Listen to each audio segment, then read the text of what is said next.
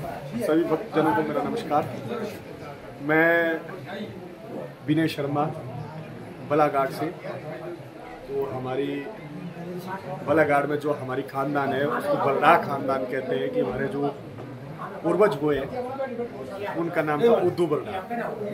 तो उनसे हमारा जो है वंश तो पहले से था, पर कहते हैं कि वंश में एक ऐसे जन्मते हैं जिनसे वंश का उद्गम हो जाता है, मतलब उसका नाम रोशन हो जाता है। वैसे ही जैसे रघुकुल में रघु जी हुए राजा तो रघुवंश पड़ गया नाम, वैसे हमारा जो है बलरा जब हुए तो साधारण व्यक्तित्व वाले थे, साधारण ब्राह्मण थे।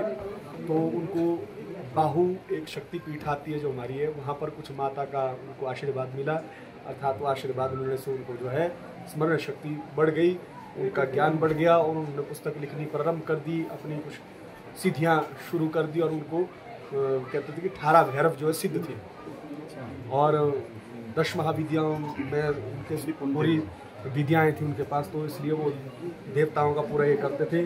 तो समय देवता का भी आना हुआ है, जैसे जो हमारे अभी हम विराजमान है बछूट गांव में, तो ये इसको बोलते हैं मराज, ऐसे क्षेत्र इसको बोलते हैं मराज।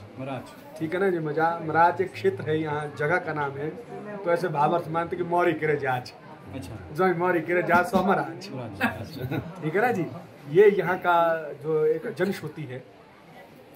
तो देवता जी का आगमन कहते हैं मानसरोवर से हुआ है, ठीक है ना जी। तो मानसरोवर से आते आते देवता यहाँ शांगड़ आते हैं, शांगड़ से फिर धो के हमारे कुंदन पहुँचे। तो आपने लोकगीत भी सुना होगा, देवा शांगड़ुआ, हाँ जी, बड़ा प्रसिद्ध गीत है।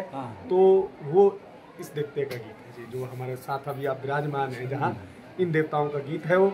तो उस गीत में कहते हैं कि फिर बड़ा होके आते हैं, तो बड़ा में हमारे जो पूर्वज थे उनसे कुछ देवता का परस्पर मेल होता है। उसके बाद वो देवते की चाकरी को स्वीकारते हैं कि भाई मैं तेरी चाकरी करूँगा, ठीक है ना जी।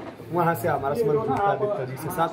तो आज भी ये परंपरा चली है कि भाई यहाँ कोई भी यज्ञ अनुष्ठान या पूजा, कोई विधान, यज्ञ इत्यादि कोई करना हो तो उसमें हमारे खानदान को विशेष माना गया कि आना ही पड़ेगा देवता जी की पूजा और अनुष्ठान इत्यादि करवाना, ठीक है ना जी। तो यही हमारा आज का वर्णन है आपको सभी। तो ये जो अभी कहानी पूरा वर्णन आता है इसमें कि देवता कहाँ से होके आते हैं, क्या बात है, और उसमें जुड़ता है पूरी कथाएं। ऐसा नहीं हम बोलेंगे, अगर आप बोलेंगे तो गाना हम सुनाएंगे आपको, और यहाँ के लोग सुना, बल्कि हमारे पहाड़ी में जो बामणु भी बोलते हैं और ये भी बोलते हैं, हम भी जगह जाते हैं, हम भी लोक भजन यहाँ क्षेत्र की चलती थी, यहाँ चलती थी दांत कथाएं और लोकगीत।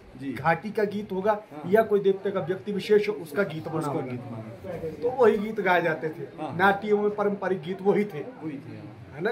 हर देवते के, हर घाटी के कोई विशेष व्यक्ति हुआ जिसका देवते के साथ कोई प्रेम संबंध था या उनके साथ देवताओं का कोई जुड़ाव था, तो उस निमित्त उसके भी गाने बनते थे। तो अभी भी गाए जाते हैं कई गाने ऐसे। तो ये तो हमारी संस्कृति है, हमारा ये तो हमें बचानी पड़ेगी, ठीक है ना जी। तो थोड़ा सा मैं ये भी कहना चाहूँगा कि जो हमारा ये क्षेत्र है थोड़ा सा क्या होगा बहरीकरण पर आ गया है कि जो बाहर की चीज है उसको ज्यादा अपना आपका पूरे, हाँ जी, पूरा गया। तो इसलिए आपके माध्यम से मैं सभी से अनुग्रह करेंगे कि भाई जो हमारे सनातन धर्म को मानते हैं वो बाहर की सभ्यता को ना अपनाए। जैसे एक बर्थडे वाला सिस्टम हो गया कि केक लाओ, मोमबत्ती बजाओ, बस केक काटो, उससे बढ़िया आप कोई ब्राह्मण को बुला करके नवग्रह की पूजा करवाओ, दान इत्यादि करवाओ, भोजन करवाओ, वो पुण्य का काम है।